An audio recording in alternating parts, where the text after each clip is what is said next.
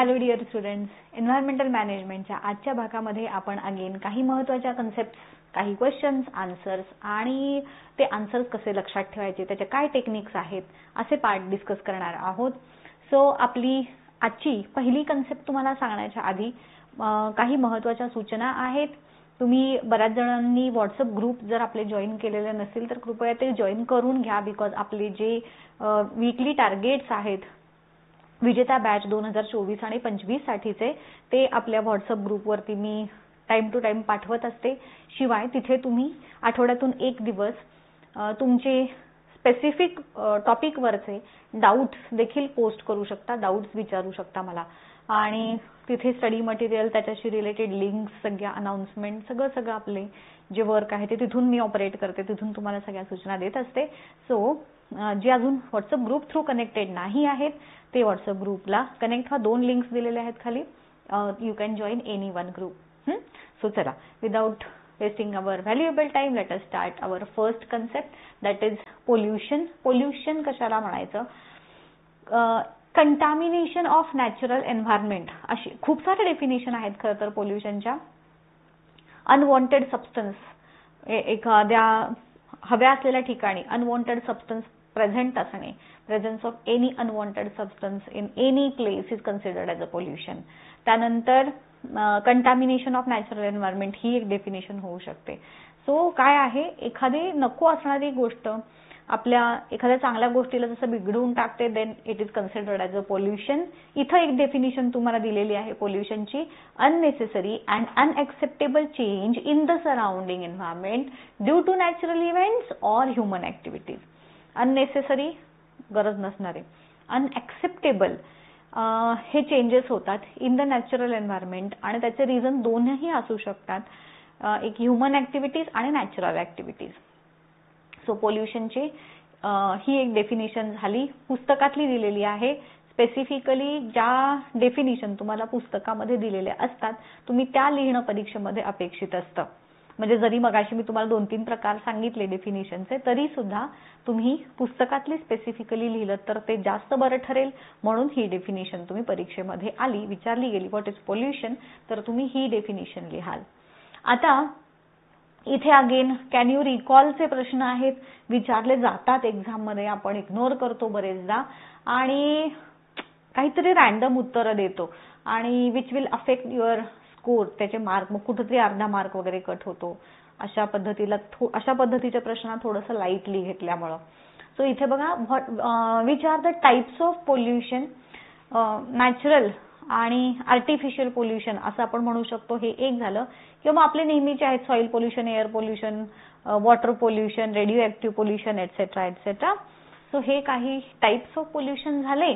आणि मग what is mean by natural आणि आर्टिफिशियल पोल्युशन? अर्थातच नॅचरल कारणांच्यामुळं जे पोल्युशन होतं इट इज नॅचरल पोल्युशन. जसं की व्होल्कॅनिक ऍक्टिव्हिटी मधून होणारं असेल किंवा स्टॉर्म असेल, सुनामी असेल, तर ह्यासारख्या नॅचरल रिझन्समुळं होणारं पोल्युशन म्हणजे नॅचरल. आणि ह्युमन ऍक्टिव्हिटीजमुळं, जसं की इंडस्ट्रियलायझेशन असेल, बर्निंग ऍक्टिव्हिटीज असतील, व्हेहिक्युलर एक्झॉस्ट असेल, तर ह्याच्यातून बाहेर पडणारं किंवा ह्याच्यामुळं होणारं पोल्युशन हे आर्टिफिशियल पोल्युशन असं आपण सांगू शकतो. हे त्याचे आन्सर्स तुम्ही तिथे लिहू शकता. सोपे होते त्यामुळे मी इथे इन्क्लूड केले नाहीत. त्यानंतर हा जो चार्ट आहे तुमच्या पुस्तकामधला, हा तुमच्या एक्झाममध्ये अशाच पद्धतीनं विचारला जाऊ शकतो. म्हणजे गरज नाही की सगळ्याच एकत्र येईल. मे बी तुम्हाला फक्त air pollution related component sources effect control येईल, किंवा वॉटर पोल्युशन रिलेटेड येईल, किंवा असं येईल. सगळे एकदम नाही येणार, बट तुम्हाला हा चार्ट अशा पद्धतीनं फिल करायला विचारला जाऊ शकतो. आता हा चार्ट लक्षात कसा ठेवायचा, किंवा आता हे असं जेव्हा दिलं जातं तुम्हाला एखादं काहीतरी माहिती तुम्हाला इथं जशी तशी दिली जाते आणि त्याच्यावरून तुम्हाला बाकीची इन्फॉर्मेशन लिहायची असते की जे सोपं पडतं ऍक्च्युली. आता इथं आपलं थोडासा दिमाग लगाना आहे. काय दिमाग लगाना आहे इथं? तर एअर पोल्युशन मध्ये कंपोनंट्स दिले. तिथे कंपोनंट्स म्हणजे कशामुळं काय सबस्टन्सेस आहेत की जे एअर पोल्युशन साठी रिस्पॉन्सिबल आहेत. आता इथं त्यांनी दिलंय आपल्याला बघा, गॅसेस आणि सॉलिड पार्टिकल दिलेत. गॅसेसमध्ये CO2 म्हणजे carbon dioxide, monoxide, hydrocarbon, sulphur, NOx म्हणजे नायट्रोजनचे oxides of nitrogen, hydrogen sulphide etcetera. आणि सॉलिड मध्ये येतात dust, ash, carbon, lead, asbestos etcetera. आता ह्याच्यावरून आपल्याला वॉटर पोल्युशनचे कंपोनंट्स, वॉटर पोल्युशनसाठी मेनली 2 कंपोनंट्स रिस्पॉन्सिबल असतात. एक म्हणजे जे ह्युमन ऍक्टिव्हिटीमुळे रिलीज होणारे इंडस्ट्रियल जे वेस्ट आहे ते, आणि दुसरं म्हणजे जे सीवेज मार्फत रिलीज होणारे ऑर्गॅनिक इनऑर्गॅनिक पोल्युटंट्स. सो इथे वॉटर पोल्युशनसाठी जे कंपोनंट्स रिस्पॉन्सिबल आहेत ते मी इथे लिहीन ह्याच्या रेफरन्सने. काय लिहिणार मी इथे, तर various organic and inorganic substances short मध्ये लिहिते. आणि मग ते फ्रॉम असं म्हणू आपण, मी शॉर्ट मध्ये सांगते, फ्रॉम इंडस्ट्री अँड सीवेज, म्हणजे ज्याला आपण सांडपाणी म्हणतो ते. आता सॉइल पोल्युशन साठीचे again components which are responsible for soil pollution, याच्यामध्ये मेनली येतात आपले केमिकल फर्टिलायझर्स आणि again organic inorganic substances. So chemical fertilisers हा एक कंपोनंट झाला. त्यानंतर अगेन इथे तुम्ही ऑर्गॅनिक अँड इनऑर्गॅनिक सबस्टन्सेस असं देखील म्हणू शकता. हे त्याचे सोर्सेस झाले दोनही प्रकारच्या पोल्युशनचे. त्यानंतर कंपोनंट झाले. त्यानंतर सोर्सेस. आता हे कुठून येतात, हे रिस्पॉन्सिबल आहेत, पण हे आले कुठून, तर मग तिथं त्याचे सोर्सेस लिहायचे. जसं की आता इथं त्यांनी फॉर्मॅटमध्ये दिले. हे आले कुठून, तर industrial waste, domestic waste, sewage, chemical discharge from industries, pesticides used in agriculture. हे वॉटर पोल्युशनचे सोर्सेस झाले. मग एअर पोल्युशनसाठी रिस्पॉन्सिबल असणारे सोर्सेस आले कुठून, तर मग तिथं तुम्ही लिहाल व्हेइक्युलर एक्झॉस्ट झाला, waste gases which are released from various industries झाला. अजून काय लिहू शकतो आपण, बर्निंग ऍक्टिव्हिटीज. इथं तुम्ही नॅचरल आणि मॅनमेड असे 2 सोर्सेस मध्ये डिवाइड करून सुद्धा लिहू शकता बरं काय रे बाळांनो.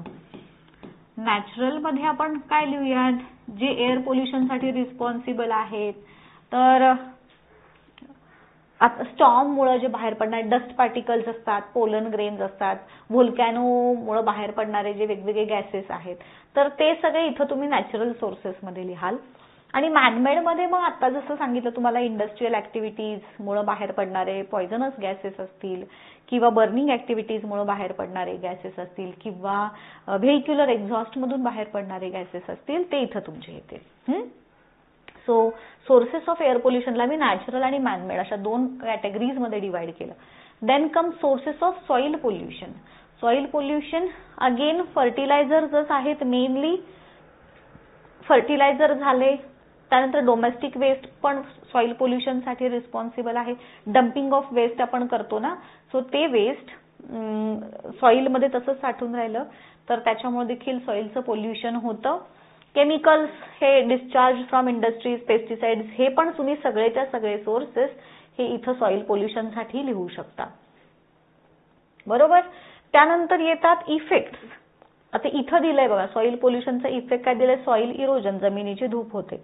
Retarded growth of plants, retarded म्हणजे त्यांची ग्रोथ खुंटते. आणि न्यूट्रिशनल डेफिशियन्सी, असे सॉइल पोल्युशनचे इफेक्ट्स त्यांनी दिलेत. वॉटर पोल्युशनच्या इफेक्ट मध्ये तुम्ही असं लिहू शकता, व्हेरियस वॉटर बॉर्न डिसीजेस.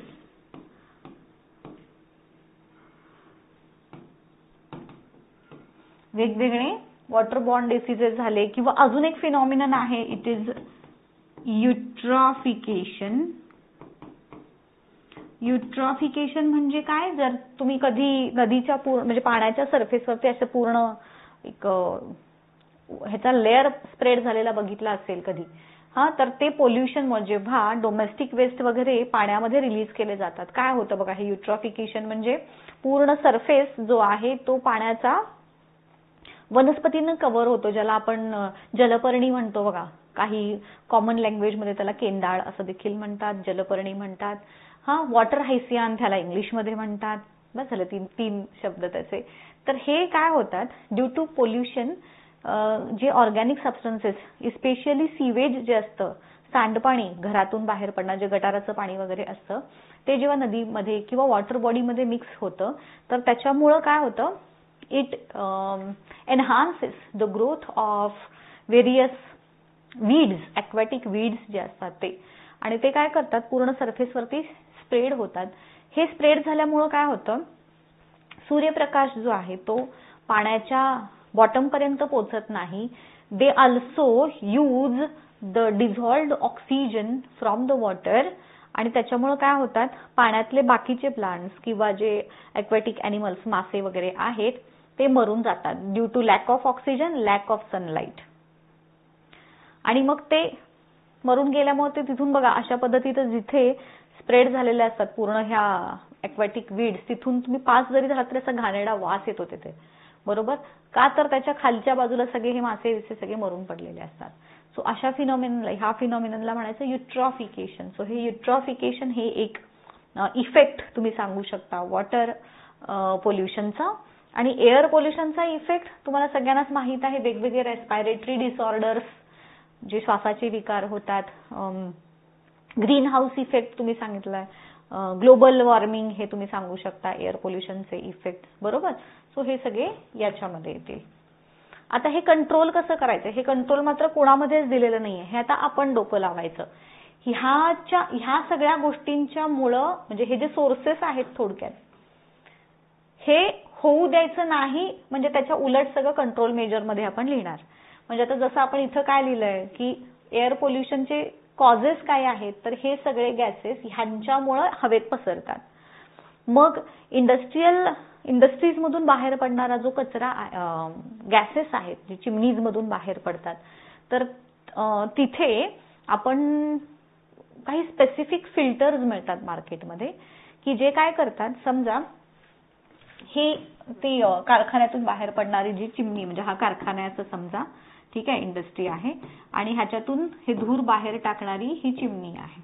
तर ह्या चिमणीच्या ज्या आतल्या बाजूला ना असे फिल्टर्स असतात, फॅन फिल्टर्स असतात किंवा वेट फिल्टर्स, असे वेगवेगळे प्रकारचे फिल्टर्स आहेत. सो हे फिल्टर्स काय करतात, जसं आपले पाण्याचं फिल्टर सॉलिड पार्टिकल्स ट्रॅप करून ठेवतो, चहाचं गाळणं कसं काम करतं, चहाचे पार्टिकल्स वरती ट्रॅप करून ठेवणार, खाली चहा येणार, तसं हे फिल्टर्स जेव्हा ह्याच्यातून धूर बाहेर पडत असतो, इथं सगळे त्या धुरातले सॉलिड पार्टिकल्स ट्रॅप होणार आणि फक्त गॅशियस पार्टिकल बाहेर जाणार. सो अशा प्रकारचे फिल्टर्स आपण तिथे बसवू शकतो. कंट्रोल मेजर्स मध्ये काय येणार, तर इस्टॅब्लिशिंग फिल्टर्स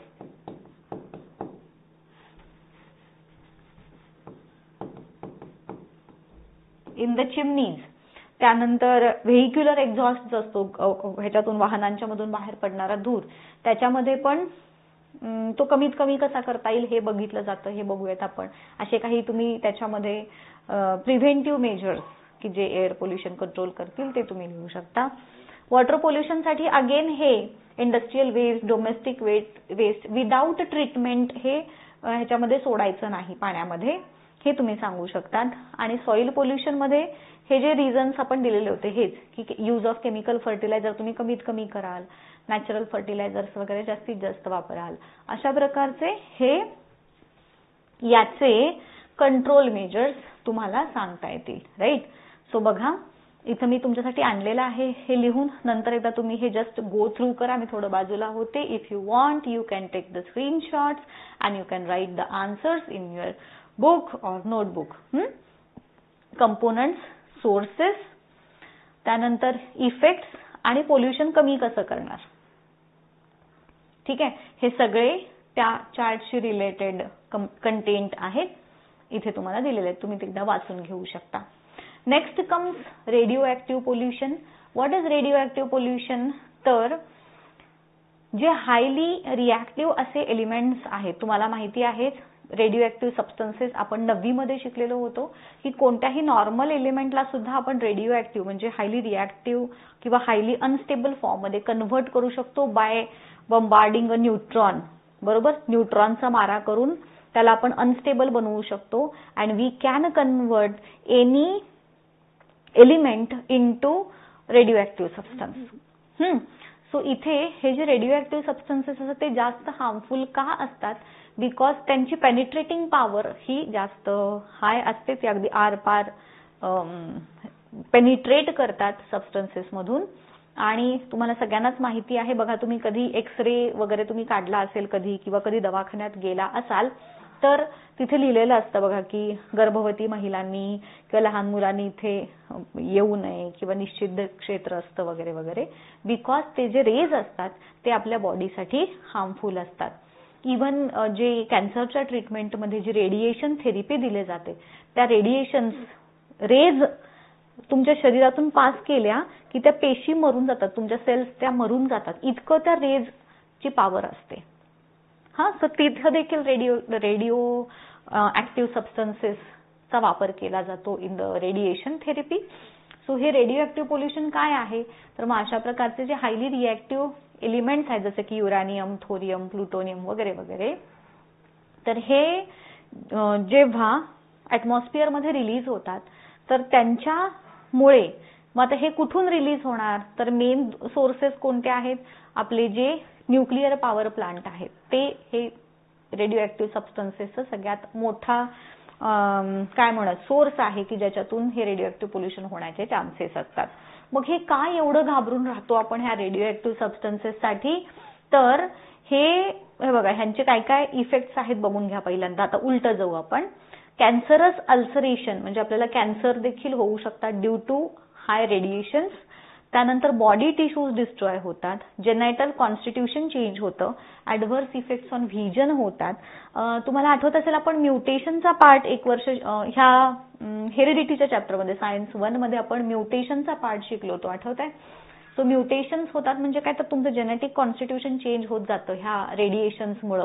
तुम्हाला आठवत असेल हिरोशिमा नागासाकीवरती जेव्हा अणुबॉम्ब वगैरे टाकले गेले किंवा चर्नोबिल सारखे जे डिझास्टर्स घडले तर त्या डिझास्टर्स मधून जे बाहेर पडणारे रेडिएशन्स आहेत ते इतके हार्मफुल होते की कित्येक पिढ्यांमध्ये ह्या डिझास्टर म्हणजे ह्या रेडिएशन्समुळे म्युटेशन्स क्रिएट झाले. म्हणजे बऱ्याच वर्षानुवर्षापर्यंत त्या ज्या जन्माला येणाऱ्या पिढ्या होत्या त्यांच्यामध्ये हे म्युटेशन्स दिसून आले. इतकं हे रेडिएशन्स जे आहेत ते हार्मफुल असतात. त्यामुळं हे रेडिओ ऍक्टिव्ह पोल्युशन जे आहे ते जास्त डेंजरस असतं. आणि ॲटॉमिक पॉवर प्लांट जसं तुम्हाला मी आता सांगितलं हे मेन रिझन आहेत, मॅनमेड रिझन्स. आणि नॅचरल रिझन्स मध्ये यूव्ही रेज, इन्फ्रारेड रेज वगैरे जे सन पासून मिळतात. त्यामुळे बघा आपल्याला बरेचदा सांगितलं जातं की सकाळच्या उन्हामध्ये ठीक आहे ते नाहीत किंवा संध्याकाळच्या पण नाही, परंतु जे तापलेलं ऊन असतं त्या तापलेल्या दुपारच्या उन्हामध्ये हे यूव्ही आणि इन्फ्रारेड रेडिएशन्स वगैरे जास्त प्रमाणात असतात. आणि जर तुम्ही कंटिन्युअसली त्या रेडिएशन्सशी तुमचं एक्सपोजर होत असेल तर तुम्हाला कॅन्सर सारखे आजार हे होऊ शकतात ह्या रेडिएशन्समुळे. सो रेडिओ पोल्युशन नॅचरल आणि आर्टिफिशियल रिझन्स आहेत किंवा सोर्सेस आहेत. तुम्हाला विचारलं समजा what are the natural sources of radio pollution, what are the artificial sources of radio pollution. So natural sources हे झाले जे सनलाईट पासून वगैरे मिळतील आणि आर्टिफिशियल सोर्सेस हे झाले ॲटॉमिक पॉवर प्लांट्स मधून बाहेर पडणारे रेडिएशन. त्यानंतर 3 major mishaps related to radio pollution ही नावं विचारली जाऊ शकतात. एक आहे चर्नोबिल डिझास्टर, दुसरं आहे विंड स्केल डिझास्टर आणि तिसरं आहे 3 माइल आयलँड डिझास्टर. आता इथे एक तुमच्यासाठी जस्ट हे न्यूक्लिअर पॉवर प्लांट हे कशा पद्धतीचे असतात हे दाखवणारी ही एक इमेज तुमच्यासोबत शेअर करते बघा. सो ही आहे चर्नोबिल डिझास्टर जी झालेली होती. जस्ट ही चर्नोबिल डिझास्टर झाली कुठे होती तर युक्रेनमध्ये 1986 मध्ये युक्रेनमध्ये ही चर्नोबिल डिझास्टर झालेली होती. हा पॉवर प्लांट बर्स्ट झालेला होता. सो हे एक झालं. दुसरी डिझास्टर कुठली सांगितली आपल्याला? It is wind scale disaster. Next आहे विंड स्केल डिझास्टर. जी युनायटेड नेशन्स मध्ये आय थिंक 1957 मध्ये ही डिझास्टर झालेली होती. आणि नेक्स्ट कम्स 3 माइल आयलँड डिझास्टर. ही डिझास्टर जी आहे ती पेनिसिल्व्हेनिया मध्ये झालेली होती. आय थिंक ह्याचं इयर 1979 मध्ये झालेली होती ही डिझास्टर. सो त्याचे काही इयर तुम्हाला विचारत नाहीत, बट जस्ट हे 3 डिझास्टर्स जे आहेत रेडिओ ऍक्टिव्ह पोल्युशनशी रिलेटेड. म्हणजे काय झालं होतं, तर हे जे पॉवर प्लांट आहेत ते काही ना काही कारणामुळे ते लीक झालेले होते आणि त्याच्यातून रेडिओ ऍक्टिव्ह वेस्ट जे आहे ते बाहेर पडलेलं होतं. तिथं स्फोट झालेले होते, जसं तुम्हाला आता ह्या चित्रामध्ये दाखवलं तसं.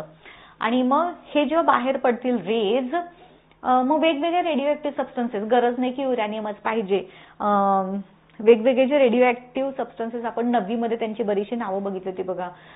कोबाल्टचं आहे, आयोडीनचं होत असेल, युरॅनियम तर झालाच, थोरियम झाला. तर असे काही वेगवेगळे सबस्टन्सेस आहेत. तर ते त्यापैकी कोणतेही हे सबस्टन्स असू शकतात की ज्याच्यामुळे हे रेडिओ ऍक्टिव्ह पोल्युशन होऊ शकतं. राईट.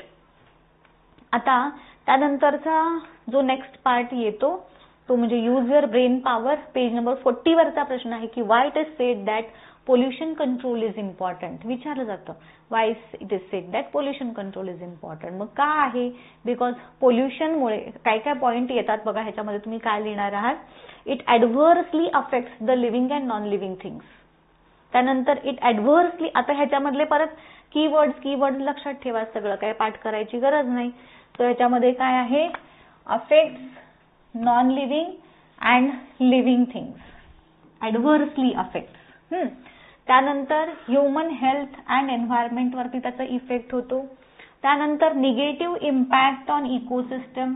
ह्या रेडिओ ऍक्टिव्ह पोल्युटंट जे बाहेर रिलीज केले जातात त्याचे काय काय इफेक्ट होतात.